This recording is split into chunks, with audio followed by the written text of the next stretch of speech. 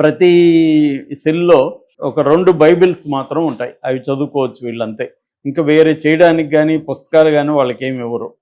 గమ్ముని అలా ఉండాల్సిందే వాళ్ళు. గోల చేయడానికి లేదు. వాళ్ళలో వాళ్ళు మాట్లాడుకోవచ్చు అంతే. సో, వాళ్ళని చూస్తే నాకు ఒక జంతువులోని కుక్కినట్టుగా కనిపించింది. ఇప్పుడు 40,000 మంది ఉన్నారనమాట. దీనికి సెక్యూరిటీ కూడా 1000 మంది గార్డ్స్ ఉంటారు దీంట్లో. 600 మంది సోల్జర్స్ ఉన్నారు. 250 మంది సివిల్ పోలీస్ ఉన్నారు. బయట కూడా కొంతమంది చెక్ పోస్టులు పెట్టారు దీనికొచ్చే దారిలో. ఓవరాల్‌గా 2000 మంది పోలీసులు ఉన్నారు. చాలా high security present, high technology వాడుతున్నారు. ప్రతి ఖైదీ ఎంటర్ అయ్యేటప్పుడు ఎక్స్‌రే కూడా తీస్తారు. అంటే బాడీలో అతను ఏమన్నా దాచిపెట్టి తినేసో గినేసో పెట్టుకొని వస్తాడేమో అని మొత్తం బాడీ లోపల కూడా ఎక్స్‌రే కూడా తీసేస్తుంది. కంప్లీట్‌గా అతన్ని స్కాన్ చేసేస్తారు.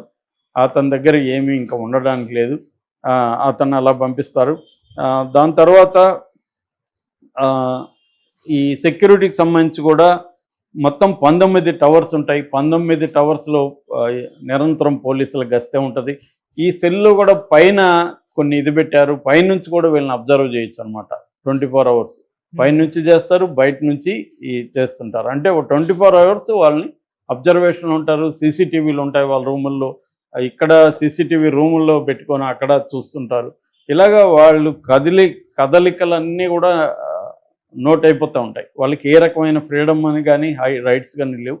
ఇలాంటి జైల్లో ప్రజెంటు 14,000 మంది 500 మంది ఉన్నారని చెప్తున్నారు, కానీ కరెక్ట్గా నెంబర్ వాళ్ళు చెప్పట్లేదు. వీళ్ళు గెస్ చేస్తున్నారు మీడియా. ఎందుకంటే మీడియాని కానీ బయట హ్యూమన్ రైట్స్ వాళ్ళని కానీ అలో చేయరు ఆ జైల్లో. ఇది ఎక్కడుంది? ఒక కొండల ప్రాంతంలో దూరంగా ఉంది. దీనికి కావాల్సిన పవర్ కానీ, దీనికి కావాల్సిన వాటర్ కానీ అక్కడే కనెక్షన్ ఉండదు. బయట వేరే సిటీస్కి దేనికి కనెక్షన్ ఉండదు. పవర్ అక్కడే తయారు చేస్తారు, వాటర్ కూడా అక్కడే ఉంటుంది. వేరే వాళ్ళకి ఏది కనెక్షన్ ఉండదన్నమాట. అట్లాగే ఒకవేళ ఇక్కడ ఏమన్నా తిరుగుబాట్లు జరుగుతాయి అనుకుంటే దగ్గరలో ఒక 10 కిలోమీటర్ రేడియస్లో 5-6 మిలిటరీ క్యాంపులను కూడా పెట్టుకున్నారు. ఇక్కడ మీదకి ఎవరైనా దాడులు చేస్తే వాళ్ళు వచ్చేస్తారన్నమాట. నాకు తెలిసి అక్కడ ఎవడు దాడులు చేసి తిరుగుబాటు చేసే పరిస్థితి లేదు. చుట్టూ అన్ని చోట్ల అనేక చోట్ల ఫెన్సింగ్లు పెట్టేశారు. ఆ ఫెన్సింగ్లో 1500 వోల్ట్స్ ఎలక్ట్రిసిటీ ఉంటుంది. ప్రతి వాల్ కూడా థిక్నెస్ కూడా 9.8 ఫీట్ వాల్ ఉంటే థిక్నెస్ 23.6 ఫీట్ థిక్ ఉంటుంది, కాంక్రీట్ ఉంటుంది. గోడల్ని దేంతో కూడా వెహికల్తో కూడా గుద్ది చేయలేమన్నమాట. అంత స్ట్రాంగ్గా ఉంది. దాదాపు $100 మిలియన్ ఖర్చు పెట్టి ఈ జైలుని నిర్మించారు. సో ఇటువంటి జైలు ప్రపంచంలో ఇదే ఫస్ట్ టైము. ఈ జైలు కెపాసిటీ 40,000 కానీ 80,000 పెట్టచ్చని వాళ్ళు చెప్తున్నారు. సో ఇప్పుడు ఏం జరిగిందంటే అతను ఒక ఆఫర్ ఇచ్చాడు.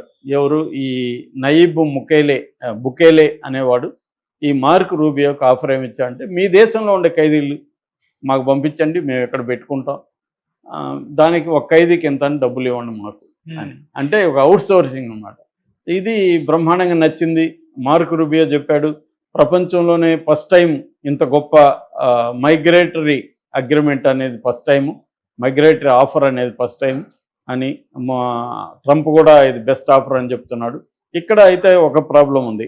మామూలుగా అమెరికాలో ఉండే నాన్ అమెరికన్ క్రిమినల్స్ ఉంటారు కదా, వలసలు, అక్రమ వలసలు, వాళ్ళు క్రైమ్ చేసిన వాళ్ళని ఇక్కడ పెట్టచ్చు. దాని చట్టాలు ఏమీ ఇబ్బంది లేవు. కానీ అమెరికన్ సిటిజన్స్గా ఉండి జైల్లో నేరాలు చేసి ఉంటారు కదా, వాళ్ళని కూడా ఇక్కడ పెట్టాలనే ప్రపోజల్స్ ఉన్నాయన్నమాట. వాళ్ళని పెడితే ఆ దేశంలో ఉండే చట్టాలు ఒప్పుకో. అందులో మళ్ళీ 2 ఉంటాయి. ఒకటి, వాళ్ళ తరతరాలుగా అమెరికన్ సిటిజన్స్గా ఉండడం.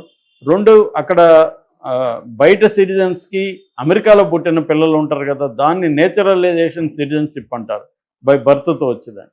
అలాంటి వాళ్ళని పెట్టచ్చు ఇక్కడ క్రిమినల్స్గా ఉంటే.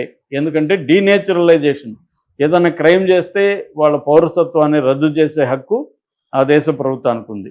సో ఇది ఒక విచిత్రమైంది. అంటే ఫస్ట్ టైము ఒక దేశమే జైలుగా మారిపోయి ఇంకొక దేశంలో ఉండే ఖైదీల్ని తమ దేశంలో పెట్టుకోవడం అనేది నాకు తెలిసి ఇది ఫస్ట్ టైము ఈ స్థాయిలో. మామూలుగా యుద్ధ ఖైదీలు అవన్నీ ఉన్నాయి, కానీ ఇది ఒక ఒప్పందంతో అమెరికా తన దేశంలో ఉండే ఖైదీలందరినీ ఆ దేశానికి పంపించి ఆ దేశంలో జైళ్ళల్లో పెట్టడం అనేది. ఎందుకంటే అది ఎందుకు చేస్తుంది అమెరికా అంటే, అమెరికాలో ఖైదీలకి చాలా హక్కులు ఉంటాయి.